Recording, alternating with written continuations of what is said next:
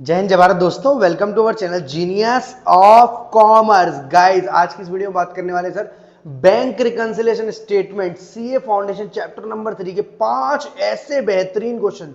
सिर्फ 5 क्वेश्चन आप कर जाएंगे और आपका पूरा बैंक रिकंसिलिएशन स्टेटमेंट बहुत प्यारे तरीके से कंप्लीट हो जाएगा। 8 से 10 नंबर का ये आपके एग्जाम में पूछा जाता है। इसके लिए आपको क्या क्या करना है फटाफट से सुन लो। इलस्ट्रेशन नंबर 3 से दोस्त आपको शुरुआत करनी है, जहां पर आपको पासबुक का नॉर्मल बैलेंस दिया हुआ है और साथ के साथ कैशबुक का बैलेंस दिया हुआ। आपको मैच कराना है बीआरएस बैंक रिकंसिलिएशन स्टेटमेंट बनाकर, जिसमें टाइमिंग और परमानेंट सभी डिफरेंसेस को आपको एड लेस करना है। कौन सी चीजें ऐड होंगी, कौन सी चीजें लेस होंगी, ऐसा पेज 3.15 पर जो टेबल है उसको एक साइड से आप पढ़ लो। एक साइड से मतलब कैशबुक से पासबुक का रास्ता क्या है, सिर्फ उसको बार बार 3 बार 4 बार 6 बार 8 बार 10 बार कम से कम पढ़ लो। एक बार आपने वो ढंग से माइंड में सेट कर ली, सिर्फ एक टेबल, बाकी सारी चीजें आपका, क्योंकि जो कैशबुक से पासबुक का रास्ता होता जाने का वही पासबुक के ओवरड्राफ्ट से यानी पासबुक के निगेटिव बैलेंस से कैशबुक पर आने का रास्ता होता है। इसके अलावा कहानी उल्टी हो जाती है अगर पासबुक से कैशबुक पर आ रहे हैं या क्रेडिट बैलेंस ऑफ कैशबुक से पासबुक पर जा रहे हैं। आई होप आपको मेरी बातें क्लियर है। अदरवाइज नीचे मैंने कॉन्सेप्ट वीडियो का लिंक डाल रखा है, एक बार उनको देख लें आप।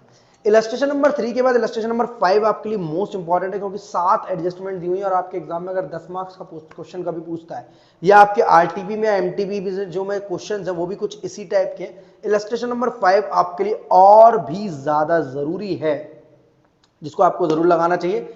इसके लिए आपको दो तरीके से क्वेश्चन को कर सकते हो, एक एडजस्टेड कैशबुक बनाकर और एक नॉर्मल तरीके से। एडजस्टेड कैशबुक का मतलब होता है इसमें परमानेंट डिफरेंसेस को पहले ट्रीट कर लेते हैं। जो क्वेश्चन में बैलेंस दिया हुआ है वो क्रेडिट बैलेंस दिया हुआ है कैशबुक का, यानी ओवरड्राफ्ट बैलेंस दिया हुआ है, मतलब कैशबुक से पासबुक की तरफ जाना है। यानी जो बातें आपने पढ़ रखी है सब उल्टा सोचना है। Check issued but not presented अब तक ऐड होता था, अब लेस होगा। डिपॉजिटेड बट नॉट क्लियर्ड अब तक लेस होता था, अब ऐड होगा। कुछ ऐसी चीजें जो आपको ऐसे सोचकर चलनी है।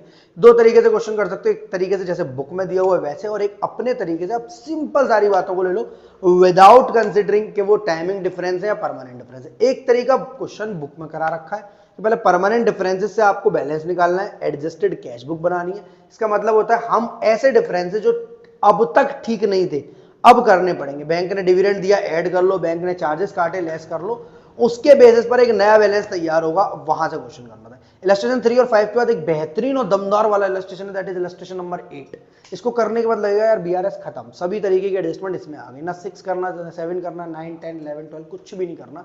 इलस्ट्रेशन 8 अपने आप में ऐसा है जो दो तरीके से करा रहा है, जैसे मैं बोल रहा हूं, एक परमानेंट डिफरेंसेस का पहले ट्रीटमेंट देने के बाद एडजस्टेड कैशबुक बनाने के लिए, और दूसरा तरीका नॉर्मल तरीका। तो दोनों तरीके से उन्होंने क्वेश्चन को किया हुआ है, आपको भी दोनों तरीके से करना आना चाहिए क्योंकि इंपॉर्टेंट क्वेश्चन है।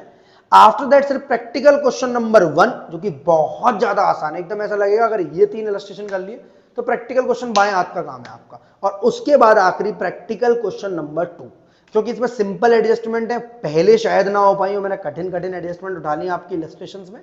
प्रैक्टिकल क्वेश्चन नंबर 1 और प्रैक्टिकल क्वेश्चन नंबर 2 आपको 2 बार करना है, कैशबुक से पासबुक और फिर पासबुक से कैशबुक, ताकि आपको मिसलेनियस टाइप की क्वेश्चन करने की जानकारी हो जाए कि हम सीधे रास्ते या फिर उल्टा रास्ता जाएंगे, ताकि आपको चीजें भी याद हो जाए। इस पूरे काम को करने में मुश्किल से 2 घंटे लगेंगे। व्हाट्सएप नंबर अपना यहाँ ड्रॉप कर रहा हूँ 7906786321। किसी भी टाइप की कोई भी क्वेरी आपको आती है, ये फाउंडेशन के लिए तैयारी कर रहे हो आप, क्वेरी तो आना बनती है। मिलते हैं अगली वीडियो में, तब तक के लिए जय हिंद जय Bharat, love you to all.